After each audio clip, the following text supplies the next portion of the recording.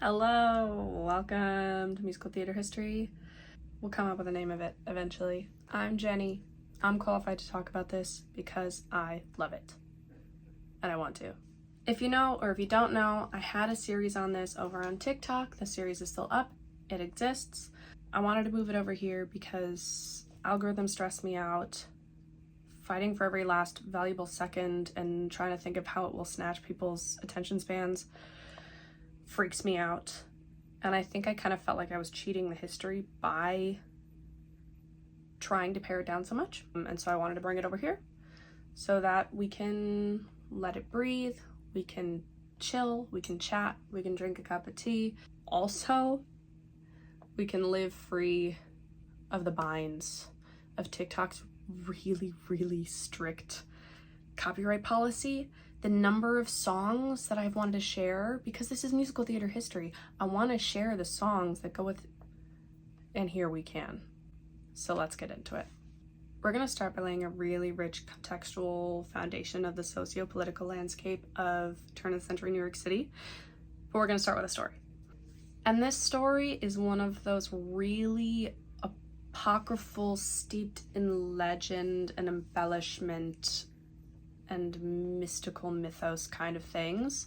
This is the story of what is widely regarded to be the first ever instance of what would then become American musical theater.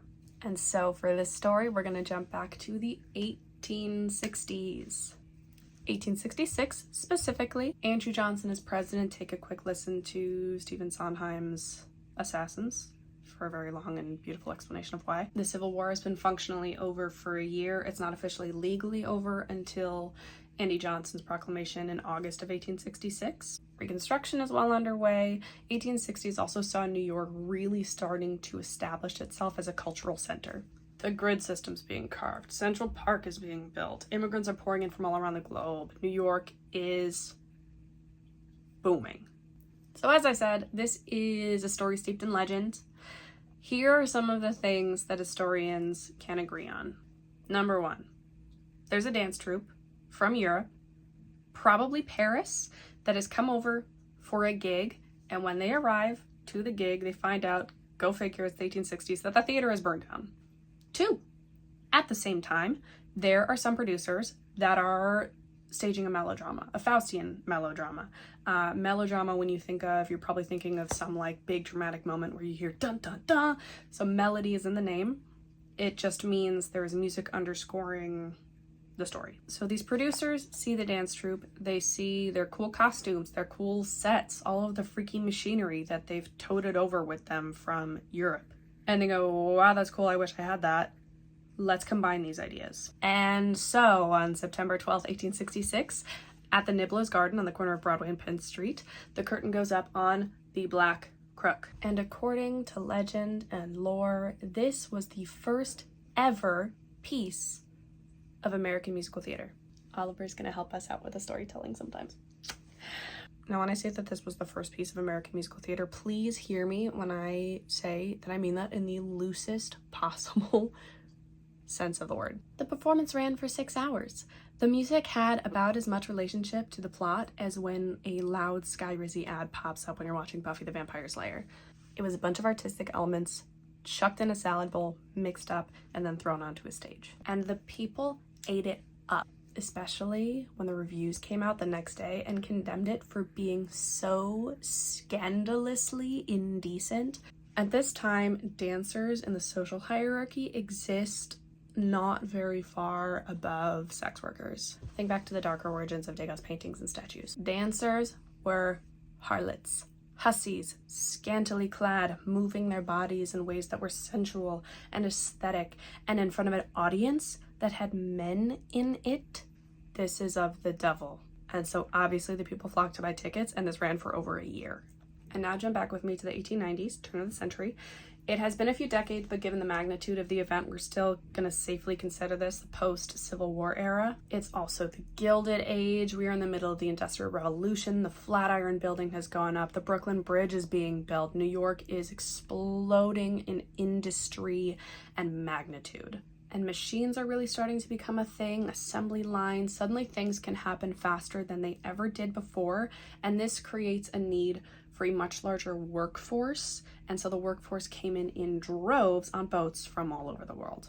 The population of New York in 1860 was 850,000. The population in 1914 was 4 million. That's nearly double the current population of Chicago. Shout out the Pope. Consequently, labor surplus, which means extremely low wages. In the shadow of the Gilded Age, the Vanderbilts, the Astors, the Rockefellers, these immigrants that are turning the wheels of the city are living in absolute squalor. They're being crammed into tenement housing in the Lower East Side, the Bowery, Brooklyn, and being paid pennies for their work. Some lyrics from an 1892 Irish vaudevillian duo said, "All jumbled up together in the snow or rainy weather, they represent the tenants in McNally's row of flats." 1893, big year we're going to talk about in a minute, was also the year of a huge economic crash.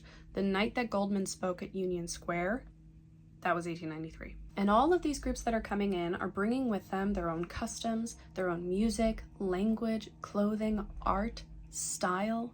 And while at the same time, theater exists, high art exists in opera, in ballet, however scandalous it was, popular entertainment took different forms in variety shows, in vaudeville, in minstrelsy, which we will get into.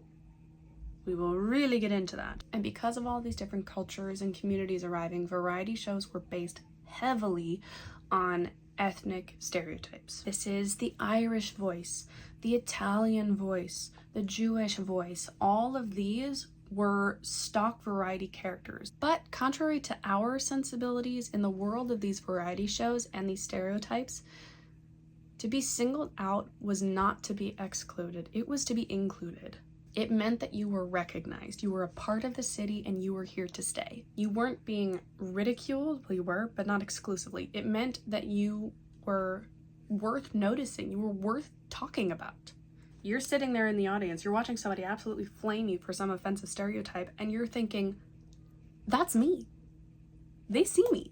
You feel like you're a part of the city. You feel like you belong here. So here is the fabric. This is what we're laying out. This is what we're starting with.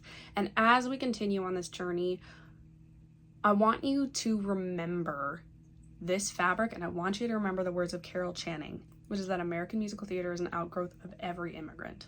So what's ahead of us? Most of my research is coming from this book, Broadway, the American Musical by Michael Cantor and Lawrence Maslin, as well as the kind of supplementary PBS series that they made for that, but I'm doing a lot of other research on my own in terms of like political landscapes, social world, history. There's a lot of Howard Zinn that's going to pop up in here. This book, even though it is a tome and a beautifully rich and informational historical narrative, was published in 2012. So we are going to do a lot of work to try and figure out what exactly has been going on in the last decade or so. But anyways, so that it's not just a huge swath of years, this book is divided into pretty neat chapters of the history that we're going to be talking about in ways that make a lot of sense, and we'll get into it. But just to give you kind of an overview, these are the chapters that we're going to be going through, and I'm going to give you the book's titles because they're really cute and they give you kind of a preview of the chapter. Chapter 1 is called Give My Regards to Broadway, and that is from 1893 to 1919. Chapter 2 is called The Syncopated City, and it's the 20s, but it's most specifically 1919 to 1933. Chapter 3 is called I Got Plenty of Nothing, and that's from 1933 to 1942. Chapter 4 is called Oh, What a Beautiful Morning, 1942 to 1960. Chapter 5, Tradition, 1957 and 1979. Chapter 6, the last chapter of the book, is called Putting It Together. It's from 1979 to 2012. And then we will try and figure out our own Chapter 7, which is all of the time since then. So, join me. I hope this is fun. I'm certainly going to have fun. I hope you have fun, basically. We're going to try and do this on a weekly schedule. We'll see what happens. The TikToks are still going to exist, but this is going to be more fun, more full, more for us. So yeah, I will see you next week to start meeting the first couple really big characters that we are going to be meeting in this history. I'll see you then. Mwah.